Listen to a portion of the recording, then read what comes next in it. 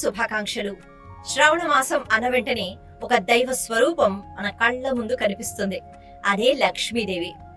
అసలు లక్ష్మి అంటే ఎవరు? ఎవరికి వద్దు ఈ లక్ష్మి అనుగ్రహం?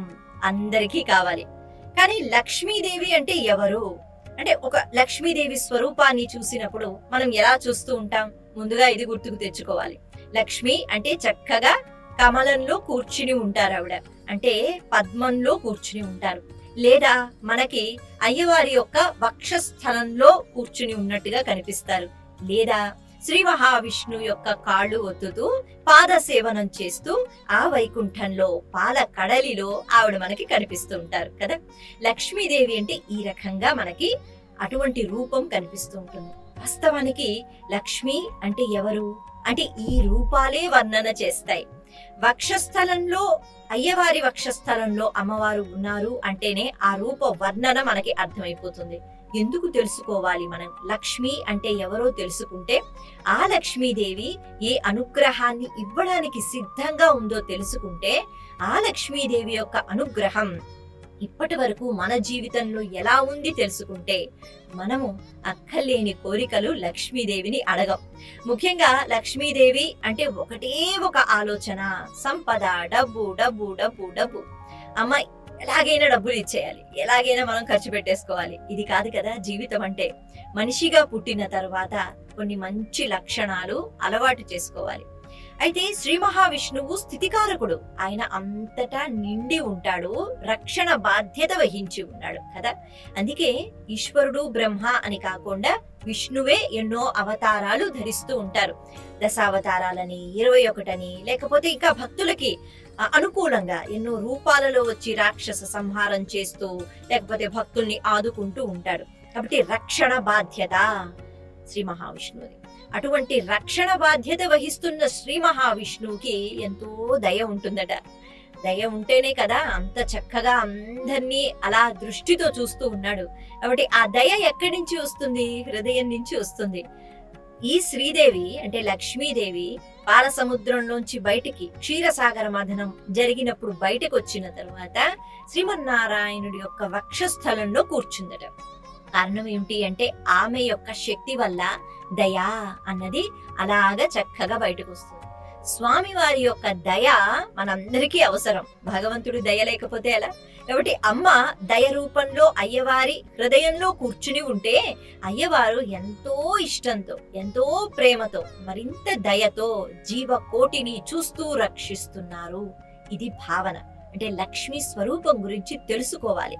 కాబట్టి ఈ కోణంలో మనం అర్థం చేసుకోవాలి. ఇంకొకటి పాదసేవనం.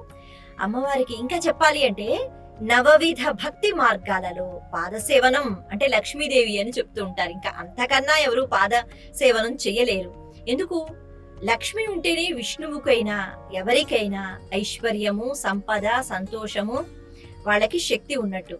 అటువంటి లక్ష్మీదేవి పాదాలు ఎందుకు ఒత్తుతూ ఉంటుంది అంటే ఎన్ని లక్షణాలు ఉన్నా, ఎంత గొప్ప స్థాయిలో ఉన్నా, ఎక్కడ ఎలా ఒదిగి ఉండాలో, ఎక్కడ ఎలా ప్రేమతో ఉండాలో, ఎక్కడ ఎలా నడుచుకోవాలో అమ్మ కన్నా ఎవ్వరూ మనకి నేర్పించరు. అటువంటి శ్రీ మహాలక్ష్మి తన భర్త అంటే ఎంతో గౌరవం, ఎంతో ఇష్టం.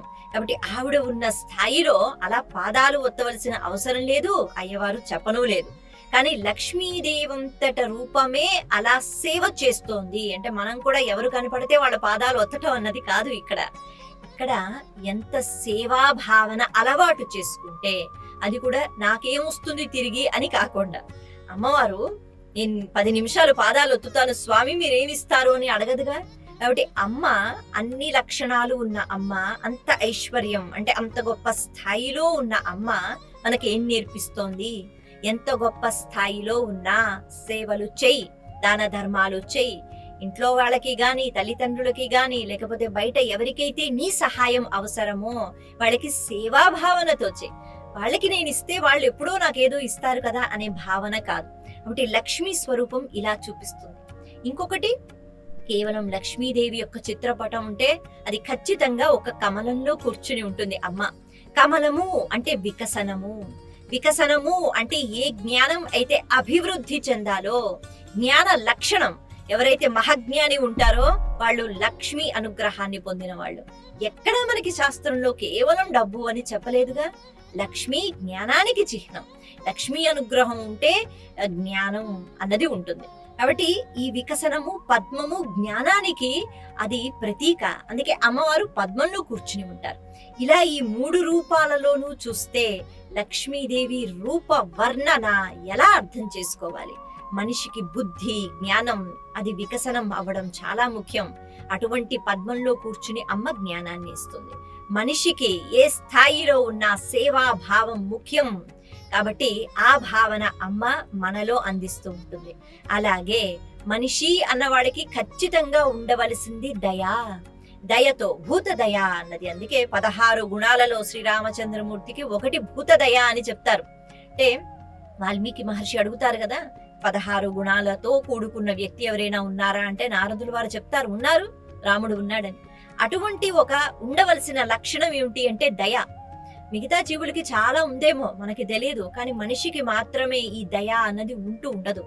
దయ ఉంటుంది, మన వాళ్ళపైనే ఉంటుంది, కానీ అలా కాదు కదా, జీవకోటి పైన ఉండాలి. ఇవన్నీ లక్షణాలు అమ్మ తన స్వరూపంలోనే చూపిస్తోంది. కానీ మనం మాత్రం ఎంతసేపు అమ్మ చేతిలోంచి వచ్చిన కాసులు పడుతూ ఉంటాయి కదా, అటువంటి చిత్రపటాలనే చూసి అమ్మ ఇచ్చేది డబ్బు మాత్రమే అని అనుకుంటూ ఉంటాం. కాదు, ఇంకా చెప్పాలి అంటే మనలో ఉన్న ప్రతి లక్షణానికి కారణం ఆ లక్షణ శక్తి లక్ష్మి. లక్ష్మి అంటే ఏంటి అంటే లక్షణ శక్తి లక్ష్మి అని ఎవరైతే అర్థం చేసుకుంటారో వాళ్ళ జీవితం తరించిపోయినట్టు. లక్ష్మీదేవి అంటే డబ్బులు ఇస్తుంది అని ఎవరైతే అనుకుంటారో వాళ్ళు ఇంకా మూర్ఖత్వంలో ఉన్నట్టే. కాబట్టి లక్షణ శక్తి అందించేది లక్ష్మీదేవి.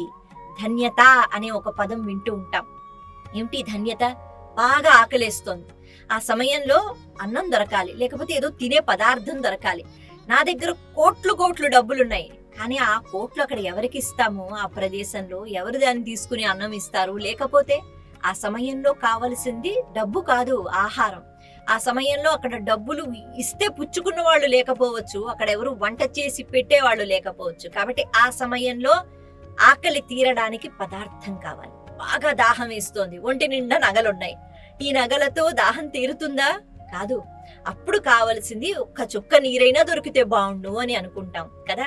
బాగా బాధ కలిగింది, అప్పుడు ఓర్పుతో నేర్పుతో మనం ఉండాలి అంటే పక్కన ఒక స్నేహితురాలు, ఎవరైనా బంధువు వాళ్ళు వచ్చి ఒక చక్కని ఓదార్పు, ఒక చల్లని ఓదార్పు ఇస్తే ఎంతో సంతోషంగా ఉంటుంది. కష్టం తీరిపోదు, కానీ ఆ కష్టంలో నేనున్నాను కదా, మనం చూసుకుందాం కదా, ఎప్పుడు పరిస్థితి ఇలా ఉండిపోదు కదా అని మాట్లాడిన వాళ్ళు దొరకాలి. ఇవన్నీ ధన్యతలు.